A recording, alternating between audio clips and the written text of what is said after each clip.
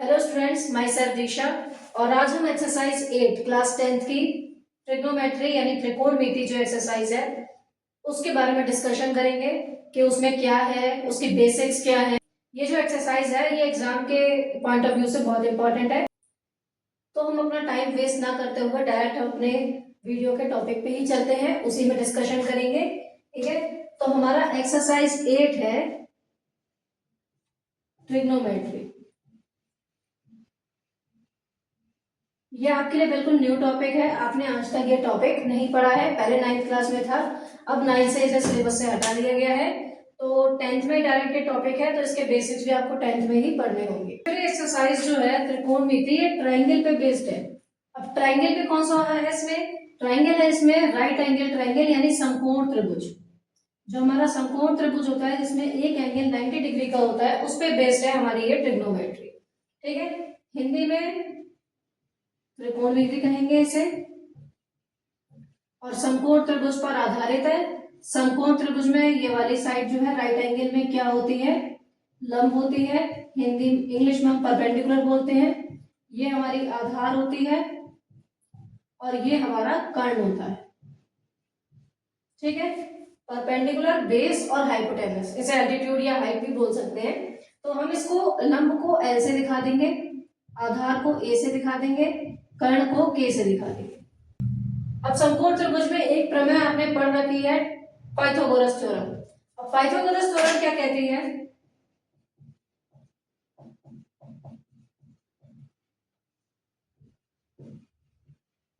Pythagoras प्रमेय कहती है कर्ण का वर्ग बराबर लंब का वर्ग प्लस आधार का वर्ग।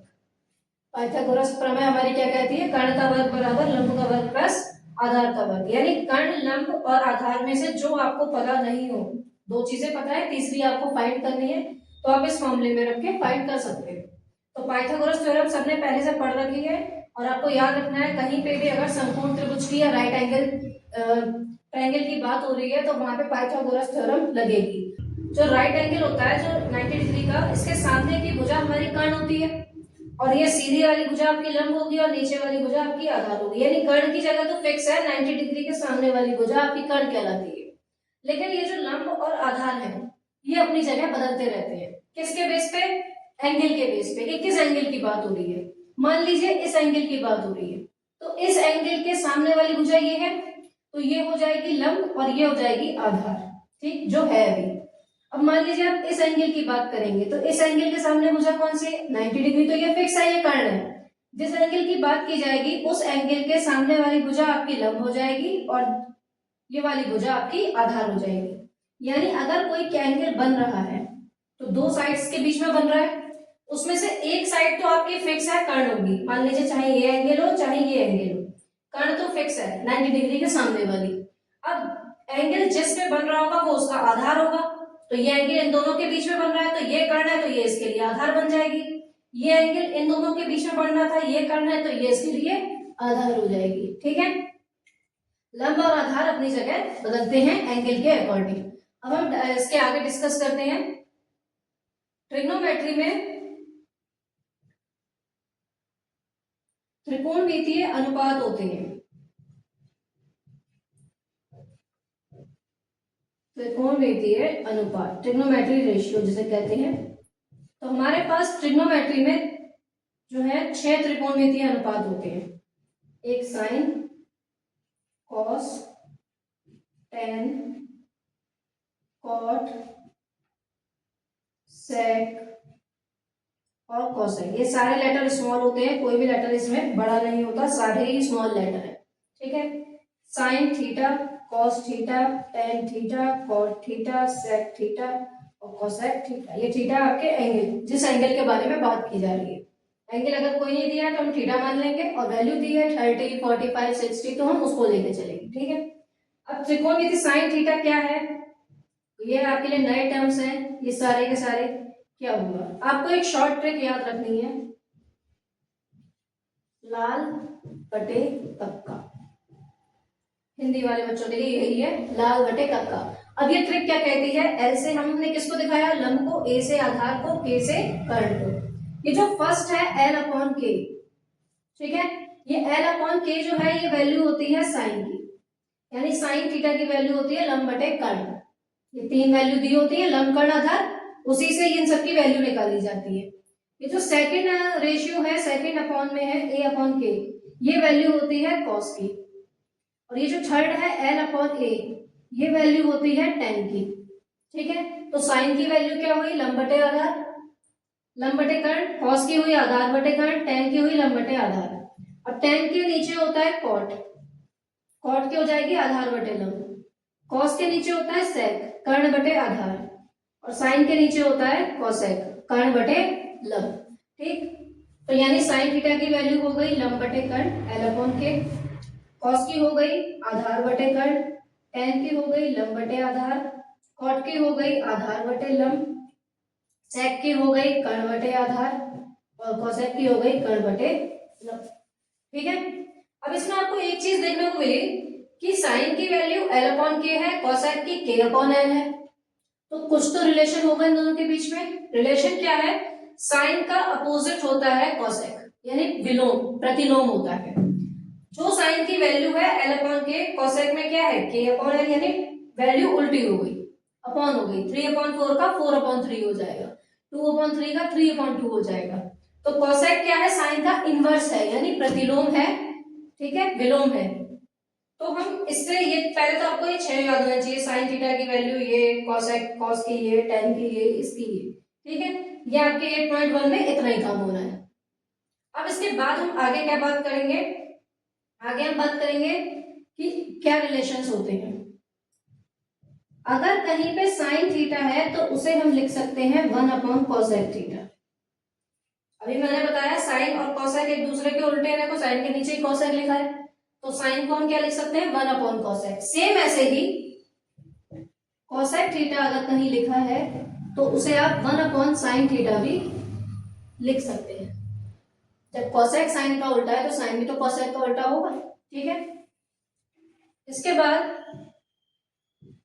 cos थीटा को हम क्या लिख सकते हैं 1 अपॉन sec थीटा, क्योंकि cos के नीचे कौन है sec है, और sec थीटा को क्या लिख सकते हैं 1 upon cos theta. tan theta को क्या लिख सकते हैं 1 अपॉन cot थीटा, और cot थीटा को क्या लिख सकते हैं 1 अपॉन tan थीटा। ठीक, ये 6 आपस में इंटर रिलेटेड हैं, जुड़े हुए हैं। कैसे जुड़े हुए हैं, साइन cosec का विलोम है, cosec साइन का विलोम है, cos sec का है, sec cos का है, tan cot का है, cot tan क्या है। इसके अलावा इसमें ये है कि आप कहीं पे अगर क्वेश्चन में tan थीटा लिखा है, ठीक है, कहीं पे अगर क्वेश्चन में tan थीटा लिखा है तो आप उसे क्या लिख सकते हो, tan थीटा को हम लिख सकते हैं sin theta upon cos theta.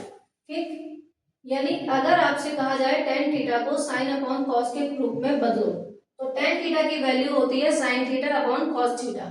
क्यों होती है, देखिए sin को आप क्या लिख सकते हैं लंब बटे कर्ण, sin की वैल्यू यहां से आपके पास चल गई लंब बटे कर्ण है, cos की वैल्यू क्या है आधार बटे कर्ण।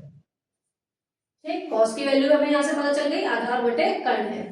यहाँ पे 4 चीजें अपॉन में, दूसरी और चौथी को काट दीजिए, क्या बचा l अपॉन a, और l अपॉन a वैल्यू किसकी थी tan की, तो tan को आप क्या लिख सकते हैं sin अपॉन cos लिख सकते हैं।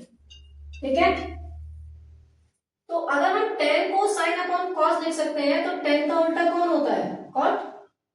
अभी हमने पढ़ा tan का उल्टा कौन है cot, तो cot को क्या लिखेंगे sin, tan का उल्टा कर लो sin theta upon cos theta upon sin theta. जब tan को आपने sin अपॉन cos लिखा तो cot को आप क्या लिखेंगे cos अपॉन sin, यानी tan का उल्टा हो जाएगा। ठीक है, एक्सरसाइज 8.1 में आपको इतना ही करना है, और ये जो आपका विलोम वाला मैंने बताया है ये आपके 8.3 में या 2 में थोड़ा वर्क करेगा, इसके अलावा वर्क नहीं करेगा। इसके बाद क्या है हमारे में, इसके बाद है हमारी त्रिकोणमिति टेबल, तालिका, ट्रिग्नोमेट्री टेबल, जो आपको याद होनी चाहिए। अब यहाँ पे आपने किसी भी एंगल का जिक्र किया थीटा के अलावा, नहीं किया, किसी डिग्री का 20 30 15 किसी का जिक्र नहीं किया। तो अब यहाँ पे हमारी आएगी ट्रिग्नोमेट्री टेबल।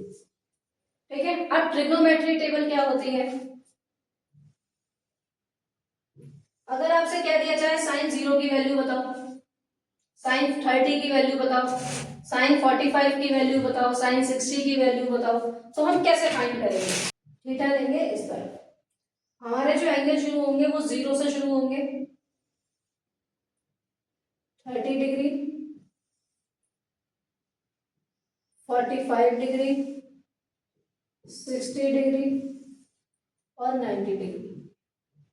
ये 5 एंगल लेते हैं, 0 डिग्री, 30 डिग्री, 60 डिग्री, 45 डिग्री और 90 डिग्री। इसके अलावा हम कोई एंगल नहीं लेते। बाकी इसके अलावा अगर कोई एंगल होते हैं जैसे 120 हो गया तो उनको हम चेंज कर लेते हैं, 75 हो गया उनको हम चेंज कर लेते हैं। देखिए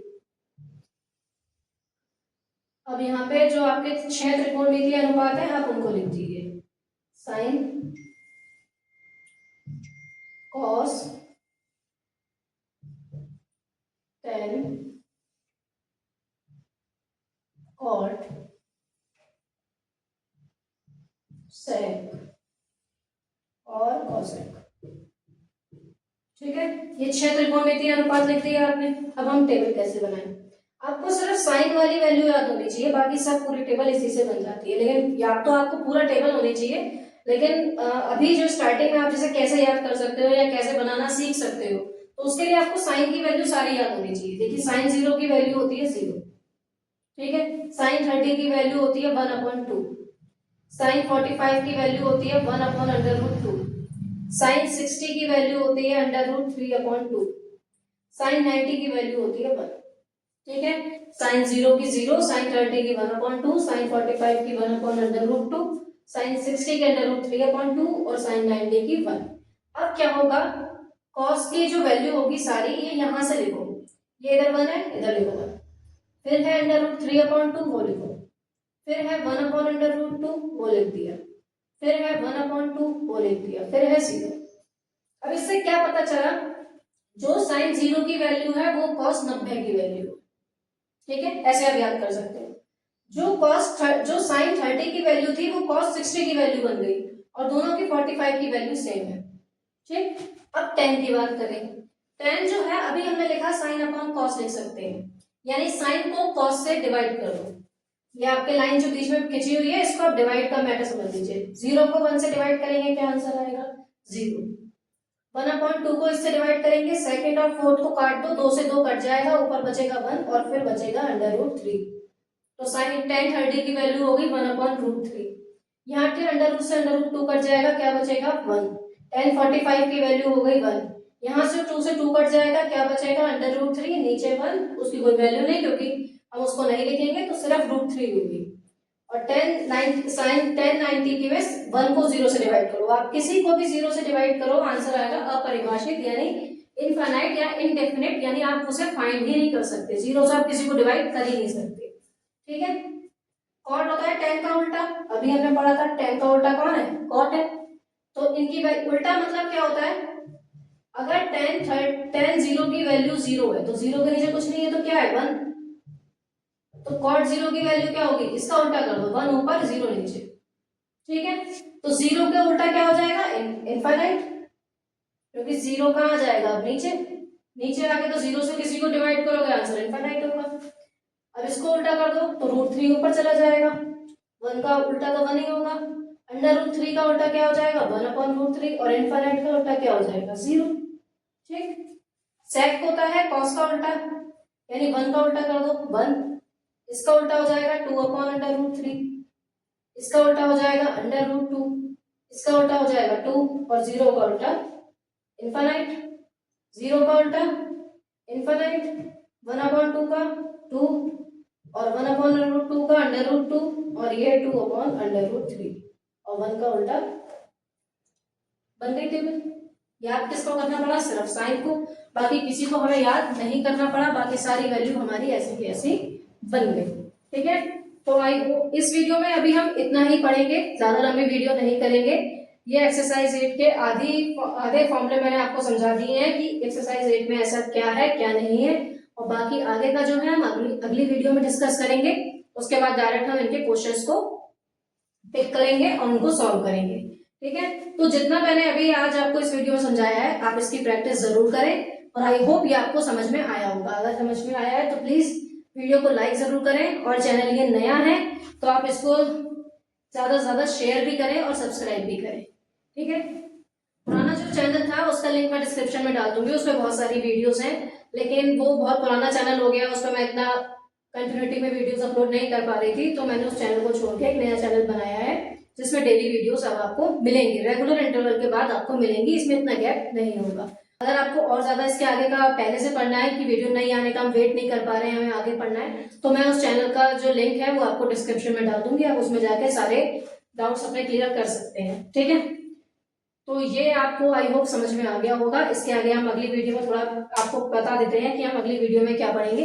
अगली वीडियो में हम 8.3 के जो फॉर्मूले हैं यानी कि सर्व समीकरण हैं, हम उनको समझाएंगे आपको, और उन सर्व समीकरण पर आधारित प्रश्न भी हम आपके साथ बात करेंगे। और अभी जैसे मैंने वीडियो में एक बात की थी, जैसे यहाँ पे मैंने एंगल दे रखे हैं 0 से 90 तक, अब मान लीजिए कोई एंगल 75 है, उसकी वैल्यू तो मैंने आपको बताई नहीं कि साइन 75 आ गया तो उसका क्या करेंगे, तो उससे रिलेटेड क्वेश्चंस भी या उससे रिलेटेड मैं जो है फॉर्मूले भी आपको बताऊंगी कि साइन 75 या साइन 15 या tan 15 या tan 35 इनका ट्रीटमेंट हम कैसे करते हैं, ठीक है। तो आई होप ये वीडियो आपको समझ में आई होगी, अच्छी लगी होगी, तो प्लीज चैनल को सब्सक्राइब जरूर करके जाइएगा। Thank you for watching the video.